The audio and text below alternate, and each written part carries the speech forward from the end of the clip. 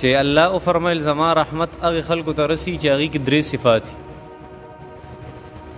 یو هغه خلک چې هغه ځان د ګناه نه ساتي دویم هغه خلک چې هغه د خپل مال زکات ورکوي او دریم چې هغه مؤمنانی اعتماد کوي زموږ په احکامات او ایتونو باندې دا صفات ذکر شو د هغه خلکو چا سره چې الله د رحمت او د احسان معامله کوي په آخرت کې الله جل شانو خو موسی علیہ السلام ول واقع کې او باغی باندې لګیا دی چې موسی علیہ السلام فرمایل چې موږ ته په آخرت کې خیر کې په دنیا کې نه الله تو فرمایل آخرت کې به خاص خلکو ته خیر چې دا صفاتونه نه یوازې دغه درې صفات چې کوم مخ کې تیر شیو دا صرف د موسی علیہ السلام د قوم د پاره نه بلکې دی امت ته پارم دی اور روان چې کوم آیتونه مبارک دي نو په هغه کې خبره دغه دریو صفاتونو الټه ده څنګه چې دغه درې صفاتونو ذکر شو د موسی علیہ السلام د خلکو د پاره اصلا ذکر شو او طبعا ذکر شو د دې امت لپاره دغه شان ورپسې آیتونه چې آیت مبارکه چې نن موږ کوم وایو په هغه کې به د صفاتونه شته د کامیاب خلکو دا خلکو چې کوم د الله د رحمت مستحق ګرځي په آخرت کې دا هغه صفاتونه دي اصلا نور هغه اصول او صفات د هغه خلکو د پاره دي کوم چې موسی علی السلام په زمانه او گویا چې الله جل شانو یو اورونه کوي څه کوي اورونه د هغه موسی علیه السلام د قوم چې په هغه کې د کامیاب خلکو صفات الله درې ذکر کړه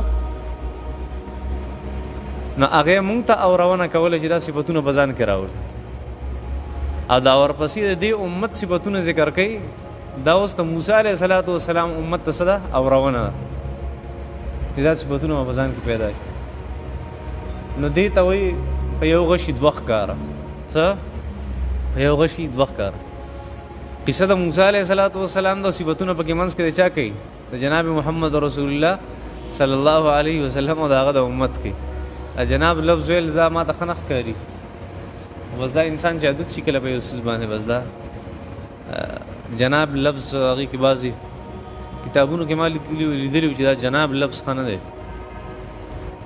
اسی بس رائے به د کتاب والا خاص سړی لک شک کې غورځي یو عالم په خپل کتاب کې لیکلی دی چې انګريزان کله دلته د مسلمانانو غټو خلکو ته کنزل نشو کوله سبه وته نشو کوله کنزل به وتا نشو کوله اخیر اغلی د اردو جبه زده کړو بر صغیره ته ندی ته بیا د دې د بیزته د پاره یو لفظ جناب څه دا لفظ غي جوړ کړو وي جناب به وته وي جناب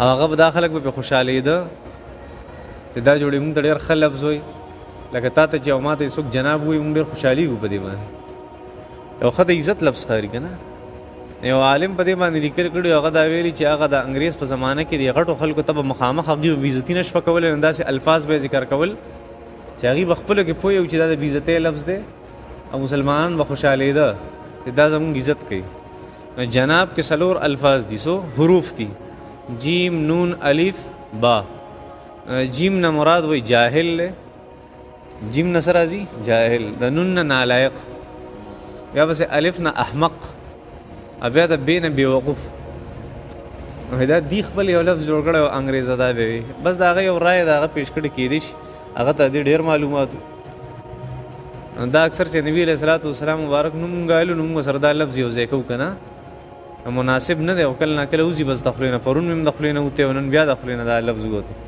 صحیح ده الله دې معفو کی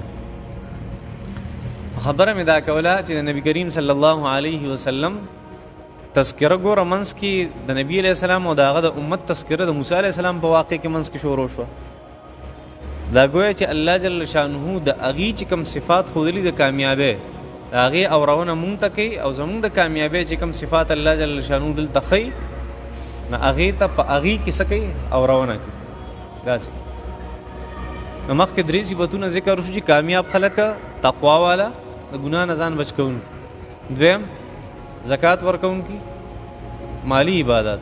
دریم د شریعت په احکاماتو اعتماد ساتل.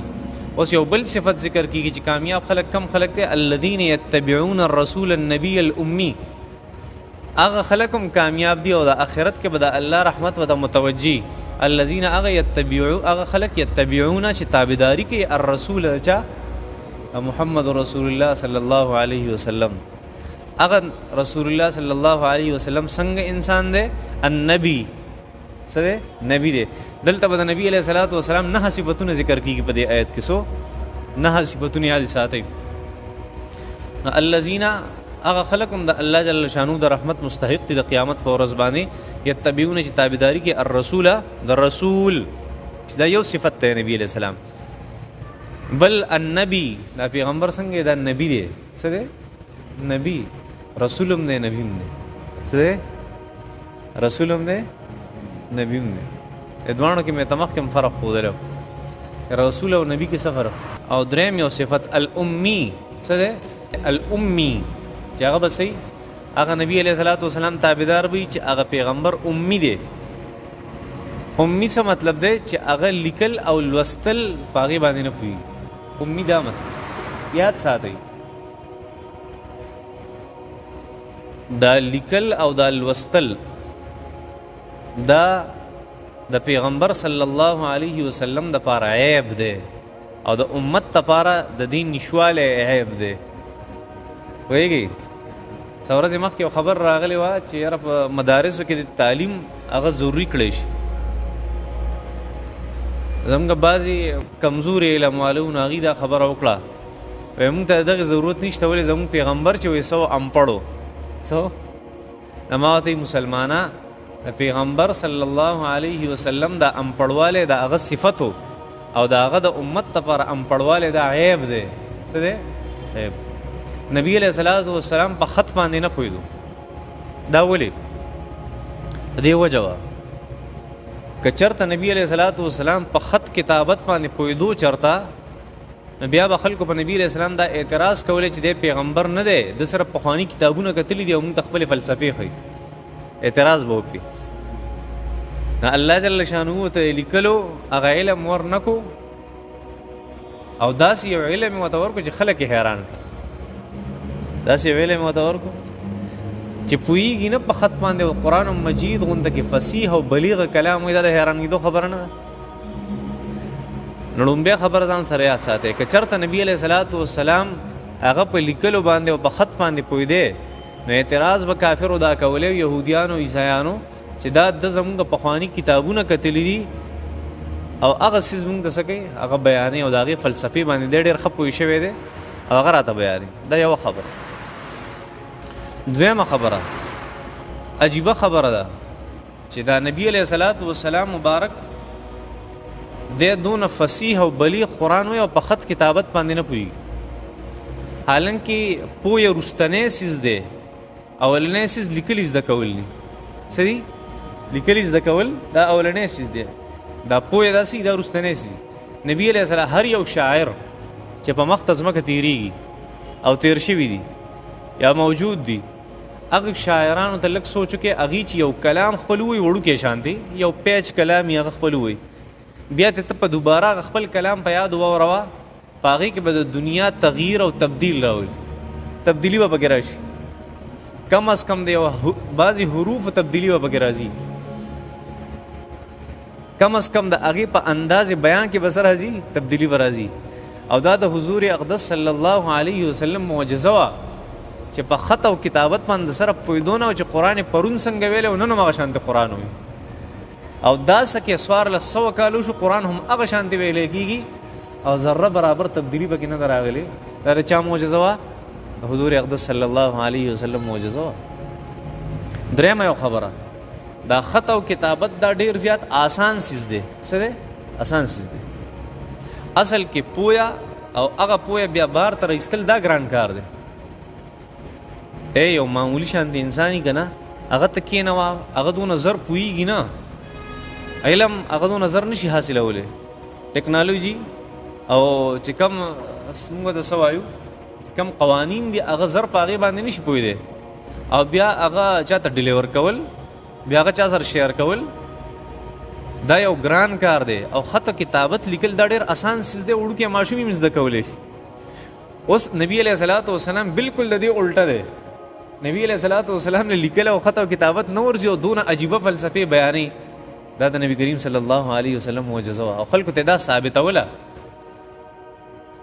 خلکو ته الله جل شانو دا ثابتوله چې الله نبی کریم صلی الله علیه وسلم چې څه وایي دا چا په حکم سره وایي الله جل شانو په حکم سره دا پیغمبر دی نو دا وجه چې نبی علیه الصلاۃ والسلام الله څه پیدا کړ الامي چې په لیکلو باندې او په لوستلو باندې نه پوهېدو نبی کریم صلی الله علیه وسلم په دې خبره مې نه پوهېږې دا ډېرې اسانې خبرې دا دریم صفت د نبی علیه الصلاۃ والسلام چې دا خلک بې تابعداري کوي الله به دي د الله د رحمت مستحق ګرځي په آخرت کې بل د نبی علیه السلام صفت دا دی چې الذي یجدونه مکتوبا عنده فی التوراة والانجیل الذي هغه پیغمبر یجدونه چې دی مومي مکتوبا لیکلی شوی عندهم د دې سره فی التوراة والانجیل په تورات کې او په انجیل کې څه مطلب دی د دې سره چې کوم تورات او انجیل دی یهودیانو عیسایانو سره نبی کریم صلی الله علیه وسلم تذکره په هغې کې لیکلی شوې ده په هغې کې هغه تذکره شوې ده اوس د هغې سره هغه تذکره د نبی علیه الصلاۃ والسلام موجود ده دا دریم صفت دی نبی کریم صلی الله علیه څلورم صفت دی نبی کریم صلی الله علیه وسلم چې الذي هغه پیغمبر یجدونه چې دی مومي دا هغه تذکره یعنی مکتوبا لیکلی شوی عندهم د خپل ځان سره یعنی دی سره دی یهودیانو عیسایانو سره فی التوراة والانجیل په تورات کې د نبی علیه السلام تذکره او په انجیل کې د نبی علیه الصلاۃ والسلام تذکره او په دې مې ته خبره کړې او ان شاء الله بیا وروسته راشي چې من بعد اسمه احمد چې نبی علیه الصلاۃ والسلام نوم په انجیل کې سره راغلی موسی عیسی علیه الصلاۃ والسلام تذکره کوي چې احمد به څه به امانه پس په پیغمبر راځي احمد هغه به آخري پیغمبر هلته هغه تذکره شوی وه او هر چې تذکره په تورات کې شوی و د نبی علیه الصلاۃ والسلام هغه په یو نوم شوی و د فارقلیط په نوم باندې د څه په نوم باندې د فارقلیط په نوم باندې یو پیغمبر به راځي په آخري زمانه کې او د فارقلیط معنا چې کله عربی ته مونږ واړو د عبرانۍ نه نو یا محمد دی یا احمد راځي څه راځي محمد راځي یا احمد راځي الله فرمایي الذي یجدونه مکتوبا عندهم فی التوراة دا پیغمبر دا سید نبی علیہ الصلوۃ والسلام چې دا دی ته په خپل مخکینی کتابونو کې دا منشن شوی یامرهم بالمعروف وینهاهم عن یامرهم بالمعروف دا پنځم صفت دی نبی کریم صلی الله علیه وسلم چې یامرهم بالمعروف دا پیغمبر وسغه ډیوټي ذکر کوي ډیوټي د نبی علیہ السلام صفت ګرځولې اې د یو انسان یو ډیوټي کنه نو موږ د ډیوټي غنو مغله ورکو کنه داسې نه کوو یو انسان سکول کې استادي کوي ته موږ څه وایو استاد ته وایو او که یو انسان دغلته دیاړي کې هغه ته څه وایو دیاړي مار ورته وایو او که یو انسان هغه خلکو ته علم خوري هغه ته څه وایو عالم ورته وایو استاد ته وایو داسې ده که نه مولوي صاحب ورته وایو نه کله ناکله د بلکې اکثر د انسان چې کومه ډیوټي د ډیوټۍ هغه نوم چاله ورکړی شي هغه انسان له ورکړی شي کومه چې انسان ډیوټي الله جل شانو اوس ډیوټي ذکر کوي او په منځ کې د نبی علیه الصلاۃ والسلام صفت ذکر کوي دا پیغمبر څنګه یامرهم بالمعروف پیغمبر دا صفت او پنځم صفت یامرهم بالمعروف دي ته به د خو خبر وینا کوله پیغمبر صلی الله علیه وسلم دا هغه صفت پنځم کم ذکر کوي چې د عامر بالمعروف ته څه ده خلکو ته حکم کوي د خو کارونو څه مطلب دی ښه کارونه د دې حکم کول څه مطلب دی ښه کارونه چې د کومې حکم نبی علیه الصلاۃ والسلام مبارک هغه کو هغه دوه څیزونه یې څه دوه څیزونه ټوله خلاصه په دوو خبرو کې امر بالمعروف د دوه څیزونو نوم دی عزت ته الله جل شانو شفقت د هغه په مخلوق باندې څه عزت د الله جل شانو شفقت د هغه په مخلوق باندې او دا د پوره دین خلاصه ده او د پوره قرآن مجید خلاصه ده چې څه ته موږ حقوق الله حقوق العباد وایو اسان امر بالمعروف نهی عن المنکر دا مته چې پیغمبر صلی الله علیه وسلم خلکو د الله عظمت بیانې یو خبره او دویم دا پیغمبر صلی الله علیه وسلم د خلکو ته شفقت خې د الله جل شانو په مخلوق باندې چې سبق اګورنه بار بار راځي قرآن مجید کو چاته ګور قل هو الله احد الله الصمد لم يلد ولم يولد ولم يكن له كفوا احد الله عظمت ته هو الله الذي لا اله الا هو عالم الغيب والشهاده هو الرحمن الرحيم هو الله الذي لا اله الا هو الملك القدوس السلام المؤمن المهيمن العزيز الجبار المتكبر سبحان الله عما يشركون دا صفات دي د الله جل شانه. د پیغمبر صلی الله علیه وسلم کار څه دی؟ امر بالمعروف. یو پکې دا خبر او د الله عظمت، دویم پکې سو په مخلوق باندې شفقت چې بار بار دا وایي چې وقضا ربک الا تعبدوا الا اياه، د الله نه ما سوا د بل چا عبادت نه، وبالوالدین احسانا. دا د الله په مخلوق باندې دی شفقت دی، د الله په مخلوق باندې دی شفقت. پیغمبر دغه بیانې خلکو دې ته امر بالمعروف وایي. څه ته وایي؟ امر بالمعروف. د پیغمبر پنځمه ډیوټي خدا دا، خو شپږمه ډیوټي مو سره ده. ګورې وینهاهم عن المنکر، څه کوي؟ وینهاهم عن المنکر، خلک د بدو نه منع کوي. څه نه؟ منکر نه ده، منکر هر هغه کار دی چې الله جل شانو ته خلک منع کوي، پس کې د انسان نقصان وي. بس د پیغمبر ډیوټي دا ده، په کوم څیز کې نقصان دی به خلک د هغې نه منع کوي. وینهاهم، او دا خلک منع کوي عن المنکر، د غلطونه د بدو نه. بل صفت ويحل لهم الطيبات، او پیغمبر صلی الله علیه وسلم به دې دپاره حلال، د دې دپاره پاک څیزونه حلالوي. پاک څیزونه بوله څه کوي؟ ورته به وایي چې دا د پاک څیزونه دي، دا حلال دي ستاسو. دا هم د پیغمبر ډیوټي ده. د چا ډیوټي ده؟ پیغمبر صلی الله علیه وسلم، دا د هغه ډیوټي ده. طیبات څه ته وایي؟ طیبات هر هغه څیز دی چې د انسان جسم ته د هغې نقصان نه او د انسان طبیعت منی.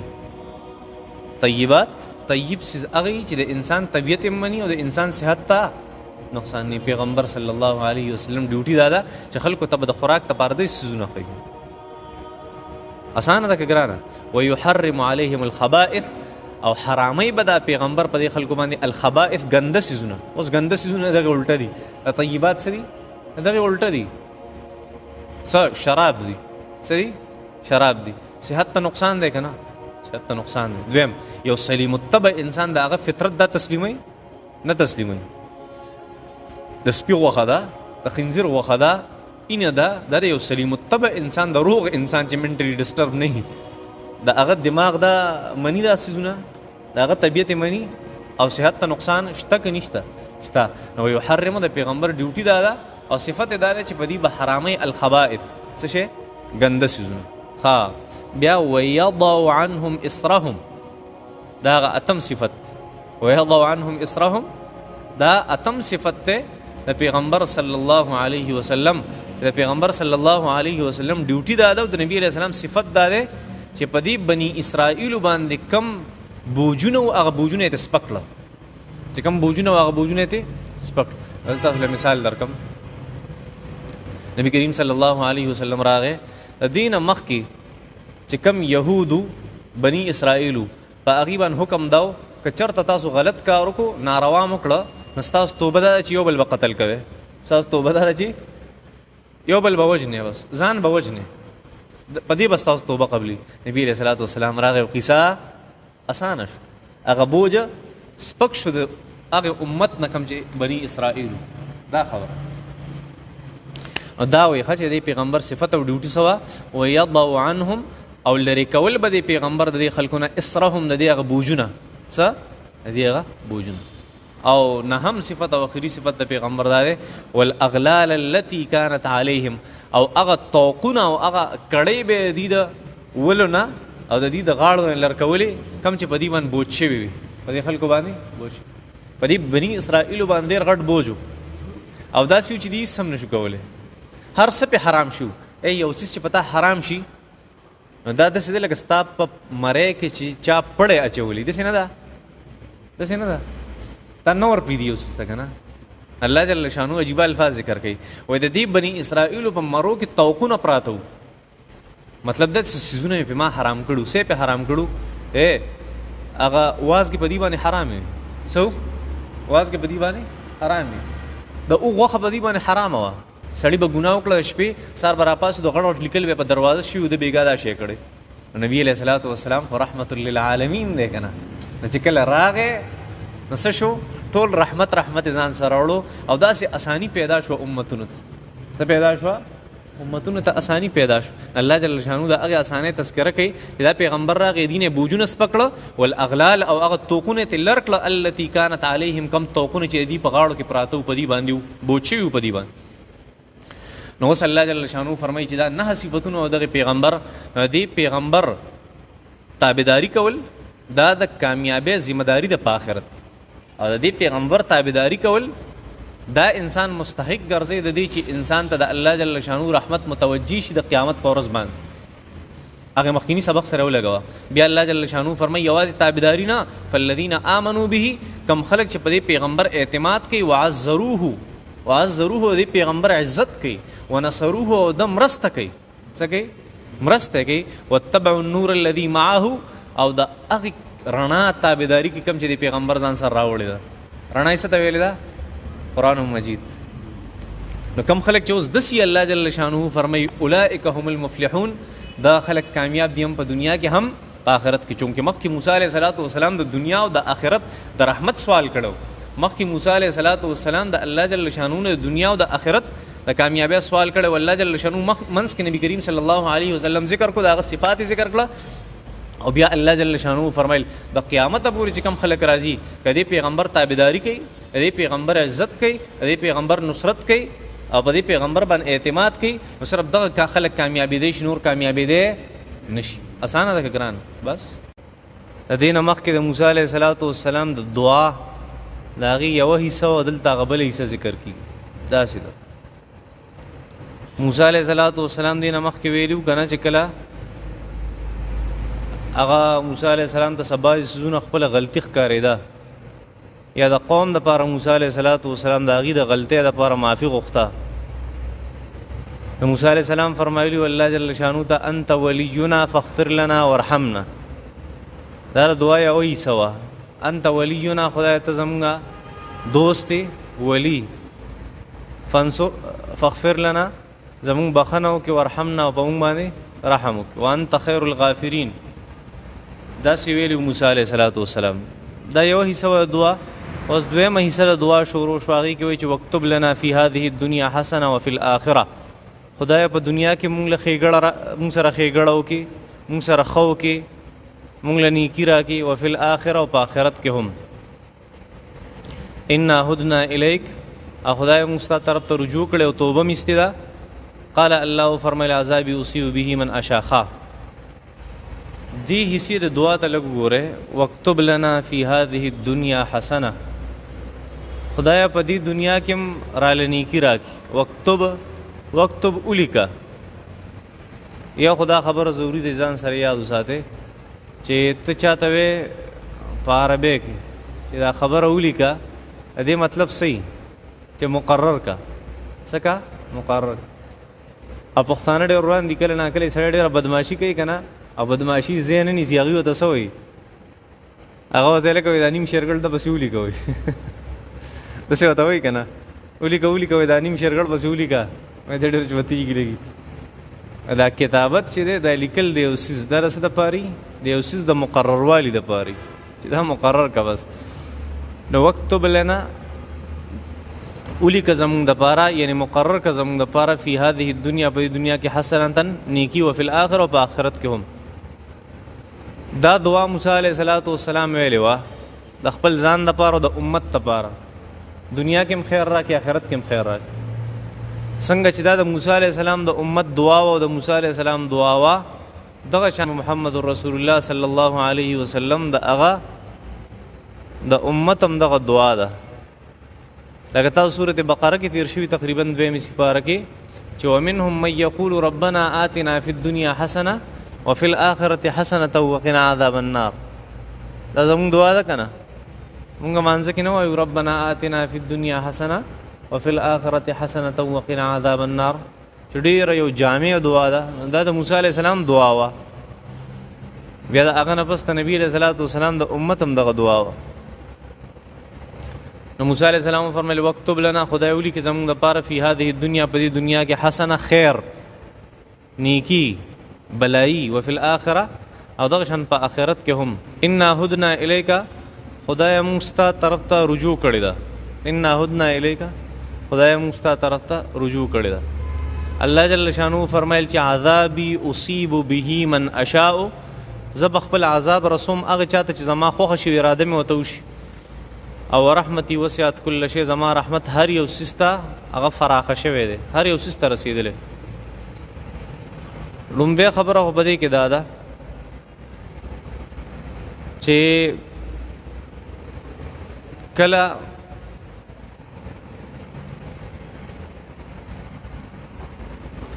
ستاسو که مرګري کنه مرګري ولی چې څه ته وایي دوست او دا دوست چې انسان ساتي دا د دوه مقصدونو لپاره ساتي یو دا چې د خپل ملګری نه به د خپل دوست نه به ضرر او نقصان لري کوي او دویم دا چې هغه ته به فایده رسي هغه به خبره پوهېږي دوست خلک ته دې لپاره ساتي چې نقصان ورته ونه رسي او فایده به ورته ورکوي دا دوه مقاصد دي مخکې موسی علیه السلام وفرمایل خدایا انت ولینا ته زموږ صحیح دوست دی دوست دوه کارونه وکنه نو اول ورته وی خدایا ضرر رانه دفع کې نقصانونه رانه لري کې نو صحیح وته فاغفر لنا وارحمنا وانت خیر الغافرین مونږه وبخې خدایا نه چې بخنه وشي سړی د نقصان نه بچي کنه او چې رحم وشي دیم د نقصان نه بچي کنه نو دا څه شی او دا هغه دفع د ضرر وه د تکلیف د نقصان او د ضرر هغه دفع کول موسی علیه السلام لومبی ذکر کړه چې فاغفر لنا وارحمنا وانت خیر الغافرین او بیا وروسته به یې څه وایي چې اکتب لنا فی هذه الدنیا حسنه وفي الاخره خدای په دنیا کې مراله خیر راکړي په آخرت کې مراله خیر راکړي دا هغه نفع رسول دي خپل دوست نو موسی علیه السلام د دغه دواړو څیزونو څه وکړو سوال یې وکړو ښه صحیح ده بیا موسی علیه السلام فرمایي چې انا هدنا الیک خدای موږ ستا طرف ته رجوع کړې ده سم کړې ده رجوع یاد ساتئ د ځان سره یو خبره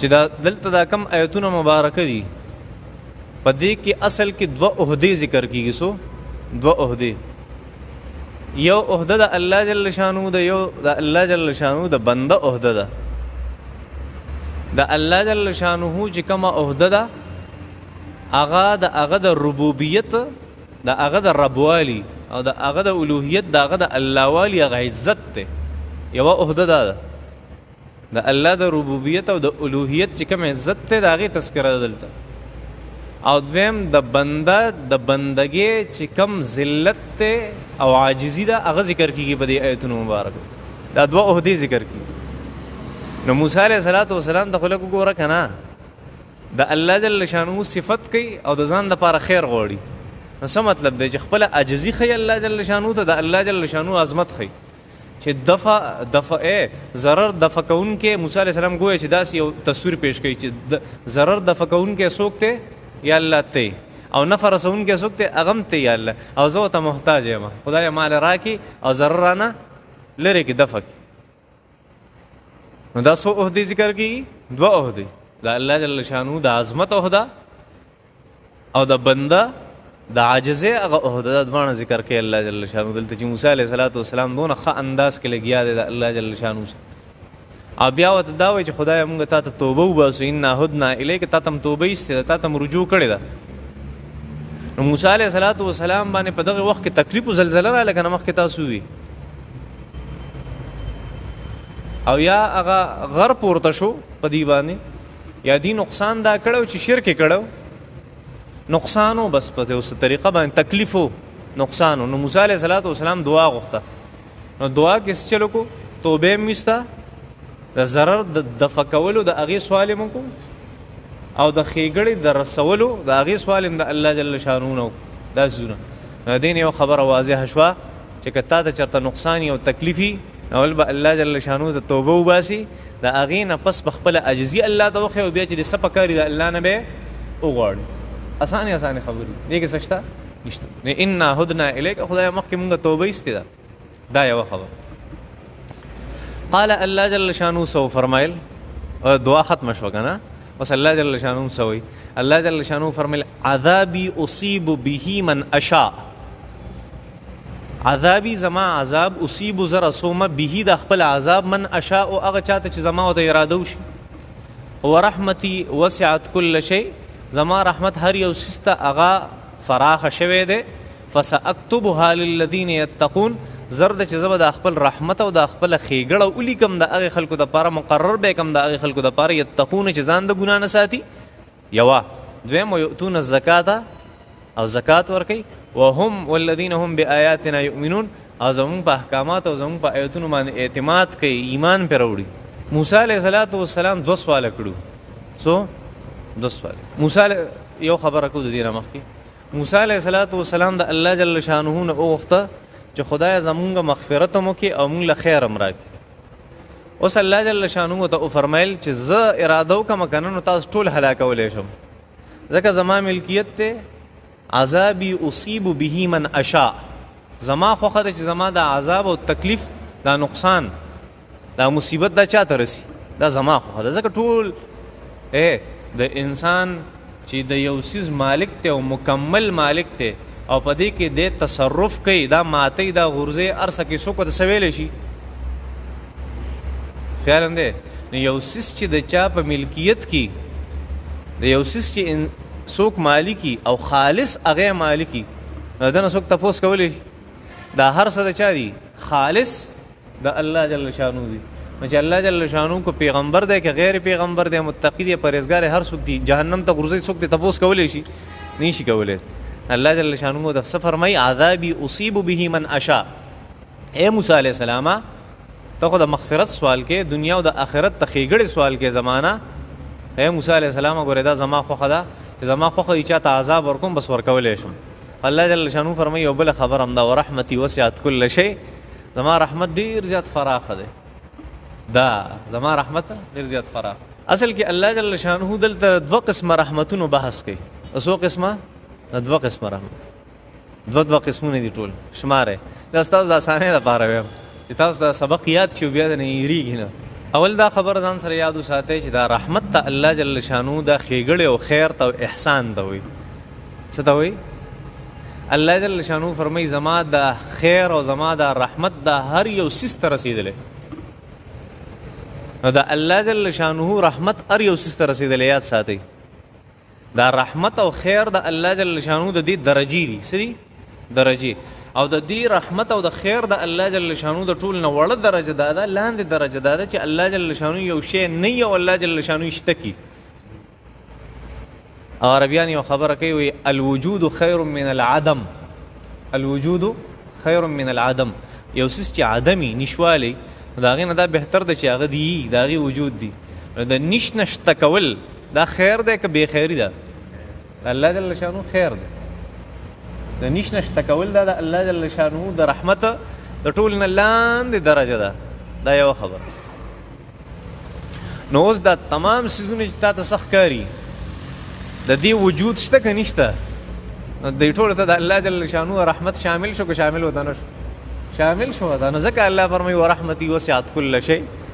زما رحمت خو هر یو څیز ته رسېدلی دی د الله جل شانو. اوس الله جل شانو یو خپل قانون ذکر کوي. ګورئ الله جل شانو مخکې وفرمایل چې زما طاقت شته چاله عذاب ورکوم ورکولی شم. رحمت مې هم داسې دی چې هر یو څیز ته رسېدلی. الله جل شانو فرمایي زما یو قانون دی. څه دی؟ قانون دی. یو دنیا ده یو آخرت دی. یو دنیا ده یو آخرت. زما خیر زما رحمت هغه په دنیا کې دلته هر یو څیز ته رسېدلی دی، خو په آخرت کې ګوره دا بیا خصوصي دی. څه دی؟ هر چاله زه د خپل رحمت بیا په آخرت کې نه ورکومه. دا خپله ښېګړه په آخرت کې د هر چا سره دا نه کومه. هر چا ته خیر نه ورکوم په آخرت. دا اوس قانون ذکر کوي الله جل شانو. نو څه وایي ورحمتي وسعت کل شی. رحمت خو مې هر یو څیز ته فراخه دی. دا دنیا یادوي. و بیا وروسته الله جل شانو څه فرمایي؟ الله فرمایي فساکتبها للذین یتقون ویؤتون الزکاة والذین هم بآیاتنا یؤمنون. هر چې د آخرت معامله ده نو په آخرت کې به زما دا رحمت هغې چا ته رسي او د هغې چا دپاره بیا زه مقررومه للذین یتقون چې ځان د ګناه نه ساتي، ویؤتون الزکاة او څه ورکوي؟ زکات ورکوي، والذین هم بآیاتنا یؤمنون او زما په احکاماتو باندې څه کوي؟ اعتماد ساتي. څه ساتي؟ اعتماد پہ ساتي. آخرت کې بیا د هر چا رحمت نه دی. ښه پوهېږي؟ دنیا کې د هر چا دی، هر چا ته یې رسولی، خو په آخرت کې بیا د هر چا نه دی. دا ولې الله جل شانو دا 2 څیزونه دلته ذکر کړه؟ یو څه؟ یو د دنیا رحمت او یو د آخرت رحمت. ځکه موسی علیه السلام مخکې څه ویلي چې خدای په دې دنیا کې مر الله کې او په هغې آخرت کې مر الله کې. څه ویلي وګوره که نه واکتب لنا فی هذه الدنیا حسنه وفي الآخره. خدای دنیا مې هم ښایسته کړي او آخرت مې هم ښایسته کړي. الله جل شانو فرمایل دنیا د ټولو ښایسته ده. نوره ښایسته څه چې الله جل شانو یو انسان پیدا کړی دی، بس دا غټ خیر دی. یا غټ رحمت ته کنه سار راکاږي اکسیجن راکاږي چرته تپوس تکړه دی چې دا ولې راکاږي او چې لګي په بند کې بیا صحیح بیا خپې چرته کړي خلک وي اګرې تکړي سه خپې درګې تکړي خپې درګې تکړي بیا ته ساک دي سیلې وړي نو موسی علیه السلام مبارک مخکې دنیا او د آخرت سوال کو موسی علیہ السلام ته الله خپل قانون بیان کو چې دنیا کې زما خیر او زما رحمت ته هر چا د پاره دی او په آخرت کې بیا د هر چا د پاره نه دی بلکې د خاص خلکو د پاره دی هغه خلک کم دي د درې صفات چې پکې کم چې الله دلته ذکر کړه یو خبره دا مخکې چې انا هدنا الیک قال عذابی اصیب به من اشاء زما عذاب زره سوم د خپل عذاب من هغه چاته اشاء چې زما خوښ حضرت حسن رحمه الله قرات پدې کې دا سره چې اصيب به من اساء اصيب به من اساء اساء اوست دین ده اساء اساءت نه ده اساءت ګناه ته وي الله فرمایل عذابي زما عذاب اصيب زرا سوم به د خپل عذاب من هغه چاته اساء جسو ګناو کی سو کی ګناه دا قرات هم پکې ده امام شافعي رحمت الله علیه قرات هم ده ادا قاسم منس کې خبر را یاد شوزه مخ کی خبره کو الله جل شانو فرمایل چې موسی علیه السلام هغه دنیا او آخرت غوښته نو ما ته قانون بیان کو خپل نو بیا مې ته د آخرت ته خلکو تذکره وکړه چې آخرت کې به زما رحمت چاته رسی فساکتبها زرد چې زبد خپل رحمت دا اولی کمل الذین دا هغه خلکو د پاره یعنی په آخرت کې یتقون چې ځان د ګنا نه ساتي تقوا اختیار تقوا ګنا نه ځان ساتلو ويؤتون الزکاة او زکات ورکي والذین هم بآیاتنا یؤمنون او زموږ په آیاتونو باندې سره وږي اعتماد کوي ایمان پر وړي دا الله جل شانو تمام احکامات چې څومره دي هغه په دوه قسم دي پسو قسمه په دوه قسم دي یو هغه ته نواهی و یو ته اوامر وي څه ته وي اسانه ده پښتو کې ته ما یو کې الله جل شانو فرمای مکوا بلکې الله فرمای کوا دا دوه خبرې دي په شریعت کې په ټول شریعت کې دا الله په تمام احکاماتو کې دا کوا او دا مکوا دسې ده کنه ناکم چې نه کول والا کارو کنه هغه په دې کې ذکر کوي یتقون څه ځان ساتل نو ځان چې سړی د یو کار نه ساتي خدا مطلب دی چې کوي کني کوي نه کوي کنه الکه یو سړی چې د شراب نه ځان ساتي مطلب دی شراب نس کی کنه یو سړی چې زنا نه ځان ساتي دې څه مطلب دی دا زنا نه کوي کنه یو سړی چې سود نه ځان ساتي دې څه مطلب دی چې سود نه کوي کنه یتقون کې غړومبه سیز راځي کو غټول نواهی پکې راځي او دویم کم کارونه چې د کولو دي نه د هغې بیا دوه قسمه دي څو قسمه دي د هغې دوه قسمه دي یو هغه دی چې د هغې تعلق د انسان د جان سره دی او یو هغه دی چې د هغې تعلق د مال سره دی نو د کومې تعلق چې د مال سره نو یؤتون الزکاه او د کومې چې جان سره د هغې والذین هم بآیاتنا یؤمنون په الله د الله په احکاماتو اعتماد کول اعتماد د څه څیز دی د لاسونو څیز دی که زړه څیز دی د زړه څیز دی د جان څیز دی د ځان څیز دی په دې خبره مې نه پوهېږې دا خبره ګرانه ده سمه اسانه ده صحیح ده نو فساکتبها زر د چې زه نو تمام د دین اسلام او خلاصه الله را جمع کړه خو په ناشنا انداز داسې ونه فرمایل بس چا دین اسلام قبول کو نیک اعمال کوي بس داسې مې ویلی بل انداز کې الله جل شانو بیان فساکتبها زه به ولیکم د خپل خیر مقرر به کړم د خپل خیر للذین د هغې خلکو دپاره یتقون چې ځان ساتي د ګناه نه او بل ویؤتون الزکاه دی د حقوق العبادو خیال ساتي صحیح ده والذین هم بآیاتنا یؤمنون زما په خبرو اعتماد کوي زما چې کم حقوق دي د هغې هم خیال ساتي الله جل شانه لکه به دونه اندازونه مې ته دا شی بیان کو چې اوس هم دل نه درځي که نه نو زه څه وکړم ما له نور چل نه راځي صحیح ده دا بس په ګزار نو دا دعا طریقه و د موسی علیه السلام د دعا اخیری سو بیا د دعا د قبلولو چې کوم قانون دی الله جل شانو هغه ذکر کو د دنیا او د آخرت په باب کې صحیح ده ځکه چا ذهن کې صحیح وایه